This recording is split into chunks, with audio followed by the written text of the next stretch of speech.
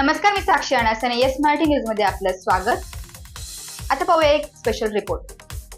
नाशिक जिल्ह्यातील अनेक तालुक्यात पाणी टंचाईसारखी भीषण परिस्थिती असताना जानोरी येथे पाणी असूनही तेथील पाण्यामध्ये फ्रेश टॉप फूड्स लिमिटेड कंपनीचे दूषित पाणी सोडले जात आहे आणि यामुळे तेथील शेतकऱ्यांचे आरोग्य तसेच शेती ही धोक्यात आलेली आहे. कंपनीच्या प्रशासनाला वारंवार निवेदन दिले गेले आहेत, परंतु या निवेदनाकडे कंपनी प्रशासन दुर्लक्ष करीत आहे. तसेच अनेक वेळा प्रसारमाध्यमांच्या माध्यमातून या कंपनीचा कारभाराचा विषय चर्चेला आला आहे, तरी कंपनीचा कारभार तसाच सुरू ठेवला गेलेला आहे. यामागे कोणाचा वरदहस्त आहे का आणि असल्यास कोणाचा आहे हे बघणे महत्त्वाचे आहे.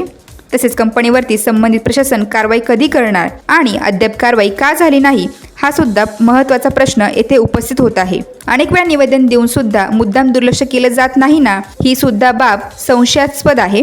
तसेच लवकरात लवकर कारवाई करून तेथे शेतकऱ्यांना न्याय द्यावा अशी मागणी परिसरातील सर्व नागरिकांनी केली आहे.